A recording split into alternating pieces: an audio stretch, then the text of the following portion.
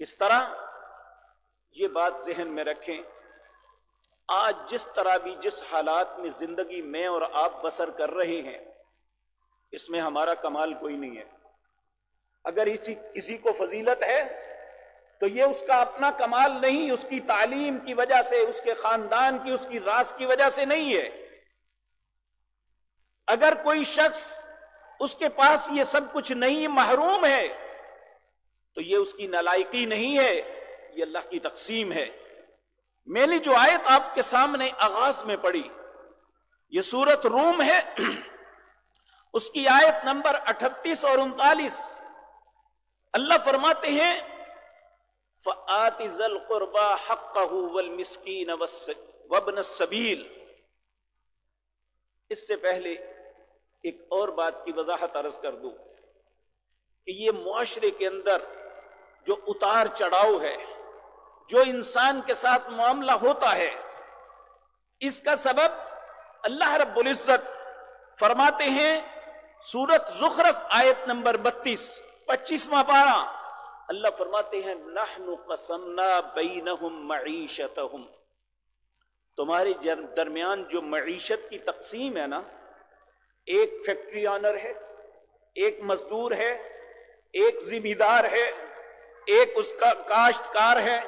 اللہ کہتے ہیں نحن قسمنا بینہم معیشتہم فی الحیات الدنیا ورفعنا بعضہم فوق بعض، میں نے بعض کو بعض پہ فوقیت دی ہے۔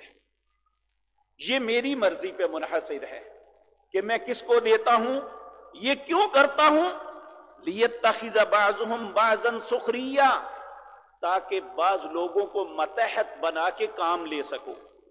اگر میں چاہتا تو دنیا میں سب کو برابر کر دیتا، لیکن یہ نظام کائنات نہیں چل سکتا تھا۔ اب کسی کو مالدار بنا کے، کسی کو غریب بنا کے، کسی کو طاقتور بنا کے، کسی کو کمزور بنا کے، اللہ کا مقصد اس کائنات کے نظام کو چلانا تھا، وہ چلا رہا ہے۔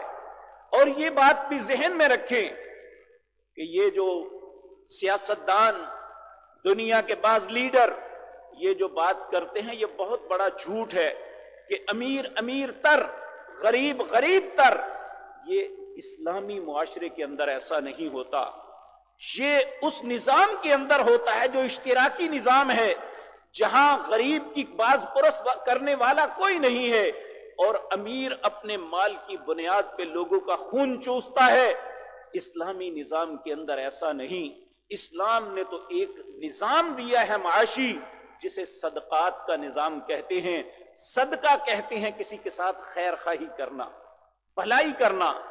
اور جو میں آغاز میں آیت پڑھی، اللہ رب العزت ہر اس شخص کو جسے اللہ نے مال سے نوازا، جسے قوت و طاقت سے نوازا، جسے اللہ نے منصب سے نوازا، اسے حکم دے رہا ہے کس بات کا؟